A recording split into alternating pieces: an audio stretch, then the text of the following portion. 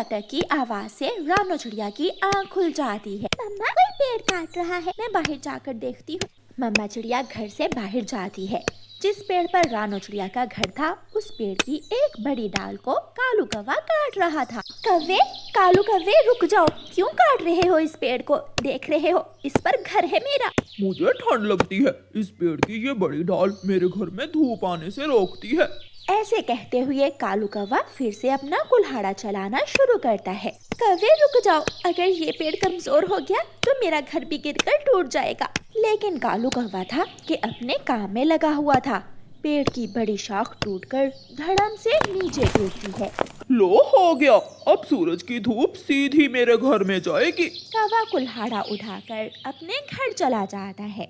कालू जी, काट दी वो बड़ी शाख? हाँ काट दी है। अब खिड़की से देखो कैसे सूरज नजर आ रहा है। मम्मा चिड़िया अपने घर में जाकर रोने लग जाती है। गुड़िया बेटी, कालू कौवे ने हमारे पेड़ की बड़ी डाल काट दी है। अब हमारा घर सुरक्षित नहीं रहा, क्योंकि पेड़ अब बहुत कमजोर हो चुका है। मम्मा, कालू अंकल ने ऐसा क्यों किया? कहता था कि हमारा पेड़ उसके घर की धूप को रोकता है। कालू अंकल बहुत गंदे हैं, हमेशा बुरा काम ही करते हैं। बेटी, आप घर में बैठो, मैं कोई दूसरा पेड़ देख कर आती हूँ। हमें अपने लिए अब किसी दूसरे पेड़ पर घर बनाना होगा। ये क्या, कालू कौवे ने बैठे बिठाए हमें मुसीबत में डाल दिया।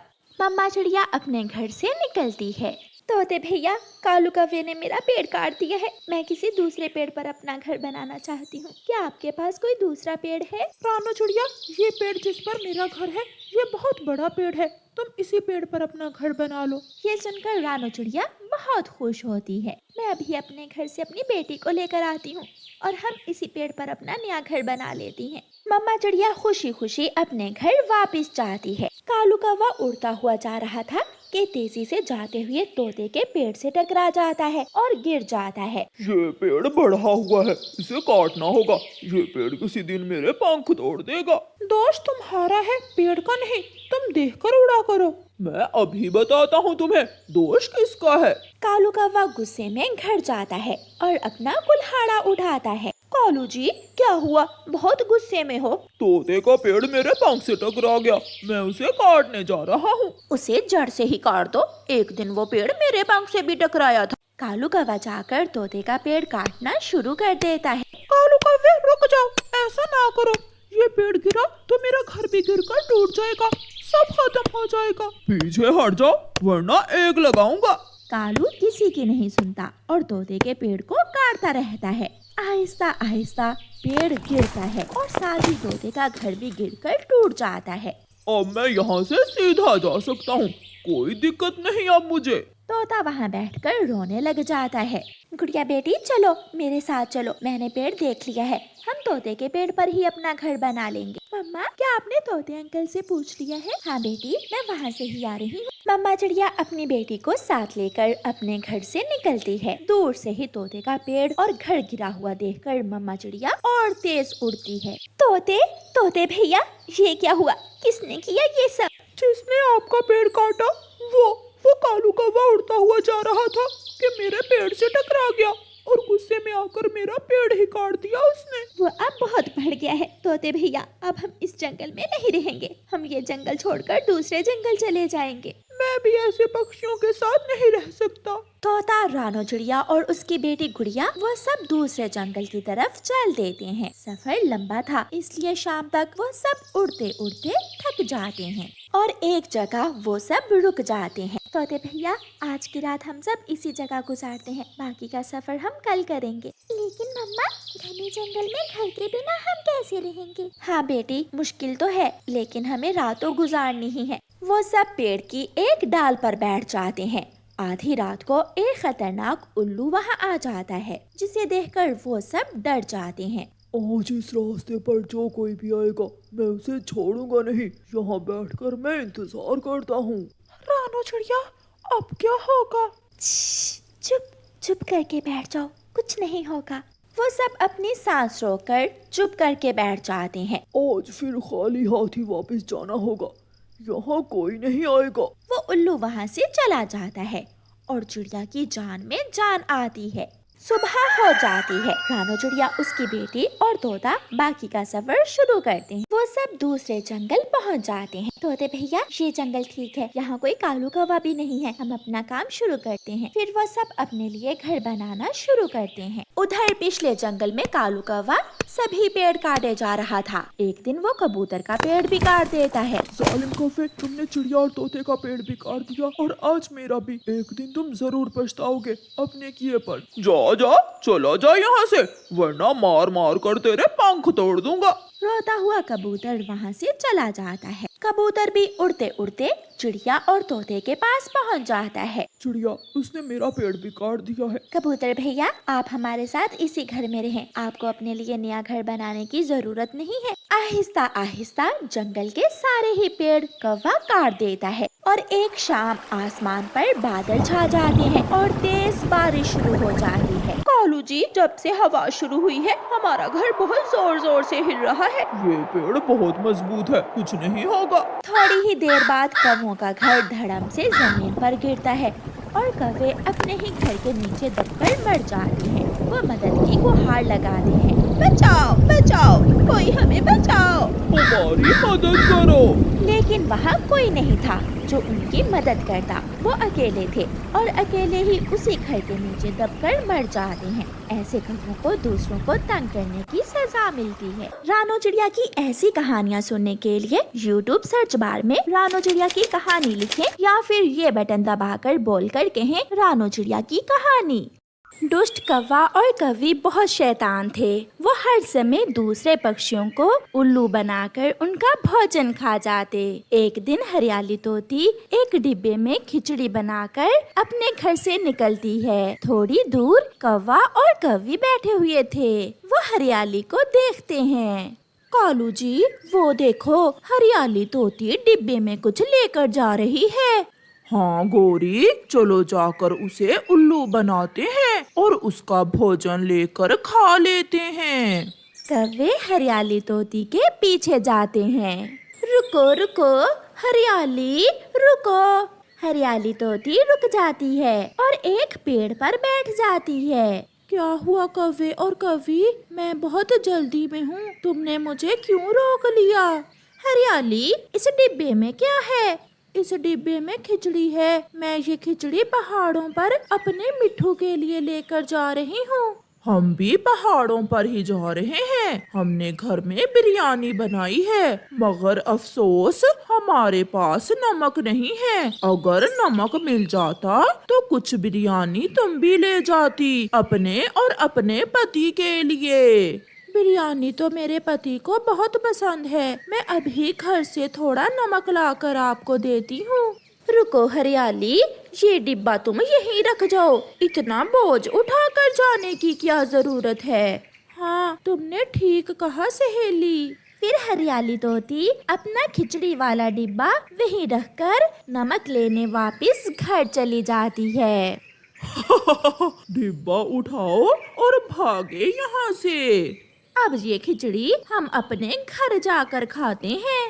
कौवे बहुत अच्छे हैं, थोड़े नमक के बदले मुझे बिरयानी देंगे। मेरे पति तो आज बिरयानी और खिचड़ी एक साथ देखकर खुश हो जाएंगे।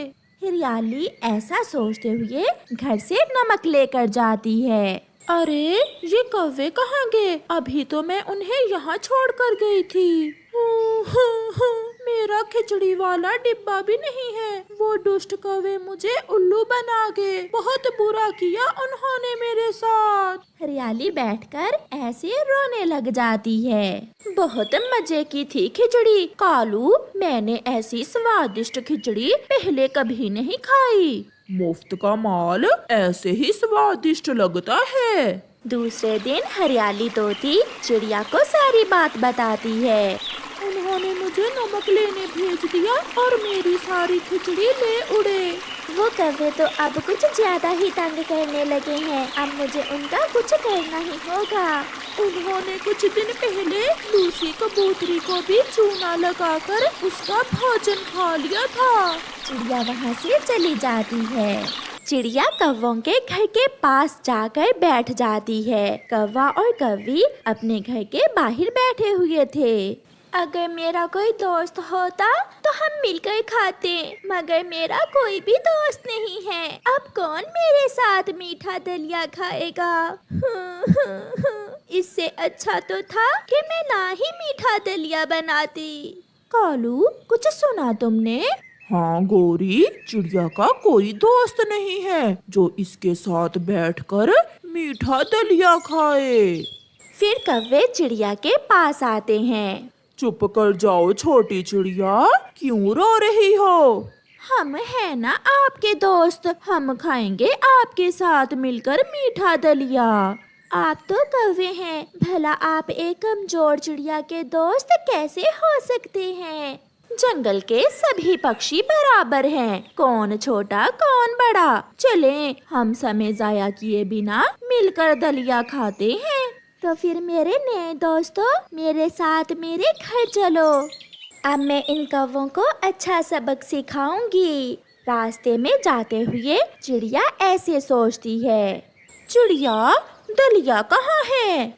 दलिया इस हंडिया में है। मैं तो भूल ही गई, जब मेरी माँ मीठा दलिया बनाया करती थी तो उसमें एप्पल भी डाला करती थी, मगर मैं तो एप्पल लाना ही भूल गई। चिड़िया तुम चिंता न करो, हम अभी एप्पल ले आते हैं। मगर एप्पल तो किसान के खेत से मिलेंगे। हम चुरा लेंगे, हम अभी एप्पल लेकर आते हैं। कौवा और कौवी मीठा दलिया खाने के लालच में एप्पल लेने चले जाते हैं। किसान खेत में सो रहा था। कौवा और कौवी चुपके से किसान के एप्पल के बाग में जाते हैं और एक पेड़ पर बैठ जाते हैं। कौवा एक एप्पल तोड़ लेता है, किसान भी जाग जाता है। किसान भागता है और एक डंडा दूर से ही कौवों की तरफ फेंकता है। कालू कौवा तो एप्पल लेकर वहाँ से उड़ जाता है, मगर डंडा गोरी कौवी की पूंछ पर लगता है और वो गिर जाती है। कालू, मुझे बचाओ कालू। गौरी, अगर मैं तुम्हें बचाने आया तो मैं भी पिटूंगा, और चिड़िया का दलिया कौन खाएगा? मैं तो चला चिड़िया का दलिया खाने, तुम मार खाकर वहीं आ जाना। कौवा चला जाता है और किसान कौवी की अच्छी पिटाई करता है। चिड़िया चिड़िया, मैं एप्पल ले आया। गोरी कौवी कहाँ है? उसे तो किसान ने पकड़कर बहुत मारा। उसे छोड़ो, आप ये एप्पल दलिये में डालो और हम दलिया खाते हैं। कौवे भैया, जब आप गए तो मैंने दलिये की रेसिपी दोबारा पढ़ी है। ये देखें, इस रेसिपी में मेरी माँ ने लिखा है कि जब तक दलिये में मीठे मीठे अंगूर न डालें तो दलिये का स्वाद ही नहीं बनता।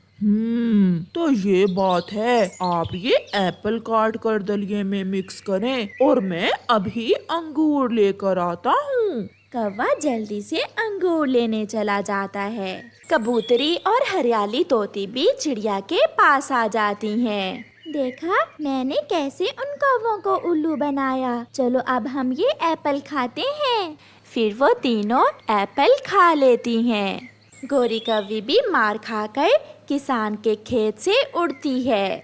चिड़िया, एप्पल तो बहुत स्वादिष्ट था, कौवा भी क्या याद करेगा। अब तो हम कौवे के लाए हुए अंगूर भी खाएंगे। कौवा अंगूर ढूंढ लेता है और अपनी चोंच में अंगूर लिए जल्दी से चिड़िया के घर आता है। मैंने कर लिया चिड़िया, मैंने कर लिया। ये ले अंगूर और अब जल्दी से मुझे मीठा दलिया दें। सॉरी कौवे, मेरे दोस्त, मैं तो भूल ही गई। घर में पानी नहीं है, आप पानी ले आओ, फिर आराम से बैठकर मीठा दलिया खाएंगे। कौवा मटका उठाए पानी लेने चला जाता है। लूसी और हरियाली भी संदूक के पीछे छुपी बैठी थीं। वो बाहर आती हैं और सब मिलकर मीठे मीठे अंगूर खाते हैं। जब कौवा पानी लेकर आता है तो चिड़िया से कहता है, चिड़िया चिड़िया, अब मुझसे और इंतजार नहीं होता, जल्दी से मुझे दलिया दे दो।